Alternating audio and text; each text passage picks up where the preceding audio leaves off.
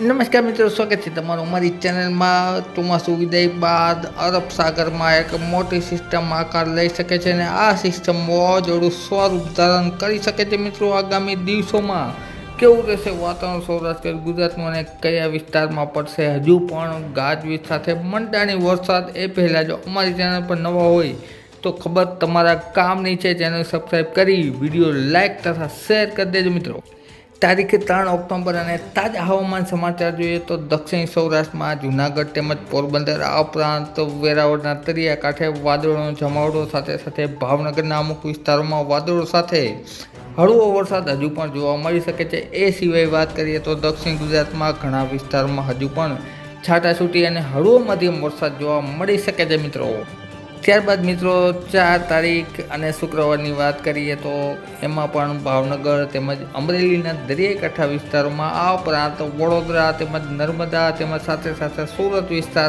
સાથે જૂનાગઢની દરિયાઈ પટ્ટીમાં પોરબંદર અને દ્વારકાની દરિયાઈ પટ્ટીમાં વાદળો સાથે છાટાછૂટી થવાની શક્યતા રહેલી છે। મિત્રો, તારીખ 5ની વાત કરીએ તો 5 તારીખના રોજ છે ફરીથી વાદળછાયું વાતાવરણ અને ઘણા વિસ્તારોમાં હળવો વરસાદ જોવા મળી શકે છે, જેમાં અમદાવાદની આસપાસના વિસ્તારોમાં, વડોદરામાં તેમજ સાથે રાજકોટ આસપાસ, ભાવનગર તેમજ બોટાદ આ ઉપરાંત સુરેન્દ્રનગર, ચોટીલા, હળવદ તેમજ જામનગર અને આ ઉપરાંત દ્વારકા વિસ્તારમાં, પોરબંદર વિસ્તારોમાં છે એ વાદળછાયા વાતાવરણની સાથે છે એ હળવો વરસાદ છે એ ઘણા વિસ્તારોમાં જોવા મળી શકે છે। મિત્રો, એ સિવાય પશ્ચિમ કચ્છના વિસ્તારોમાં છે એ ગાજવીજ સાથે પણ વરસાદ જોવા મળી શકે છે નલિયા તેમજ પાકિસ્તાન બોર્ડર આસપાસના વિસ્તારોમાં।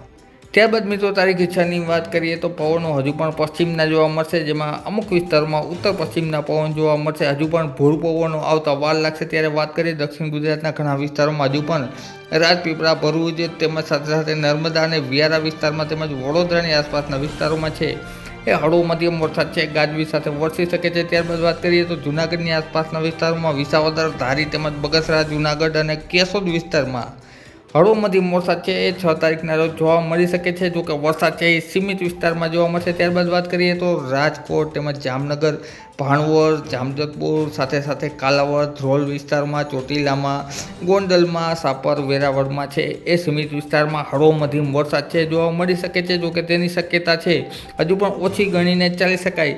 ત્યારબાદ વાત કરીએ પશ્ચિમ કચ્છમાં છે એ ગાજવીજ સાથે વરસાદ જોવા મળી શકે છે। મિત્રો, અસ્થિરતાના હિસાબે પશ્ચિમ કચ્છના વિસ્તારોમાં તેમજ પાકિસ્તાનના વિસ્તારોમાં છે એ ગાજવીજ સાથે વરસાદ જોવા મળી શકે છે। મિત્રો, ત્યારબાદ મિત્રો મુખ્ય વાત કરીએ તો 10 તારીખ બાદ ખાસ કરીને દક્ષિણ અરબ સાગરના વિસ્તારની આસપાસના વિસ્તારોમાં છે એ ચોમાસાની ગતિવિધિના હિસાબે એક વાવાઝોડા જેવી સિસ્ટમ છે એક્ટિવ થવા જઈ રહી છે અને આ સિસ્ટમની મદદથી ઘણા વિસ્તારોમાં વરસાદ થશે અને જે આ સિસ્ટમ છે એ મુખ્યત્વે લો પ્રેશર બાદ ડીપ ડિપ્રેશનમાં ફેરવાશે। હાલના ચાર્ટ મુજબ જોઈએ તો આ સિસ્ટમ છે એ ઉત્તર તરફ ગતિ કરી અને સૌરાષ્ટ્ર તરફ આવી શકે છે। મિત્રો, અને આ સિસ્ટમ પાકિસ્તાન તરફ પણ ફંટાઈ શકે છે, પરંતુ પાકિસ્તાન અને ગુજરાત તરફ આવશે તો ફરીથી માવઠાનો માહોલ મોટા વિસ્તારોમાં વરસાદ છે એ જોવા મળી શકે છે। મિત્રો, જે બાબતે અમે આવનારા દિવસોમાં તમારી સમક્ષ વિડીયો દ્વારા માહિતી આપતા રહેશું, માટે અમારી ચેનલ સબસ્ક્રાઈબ કરી લેજો। મિત્રો,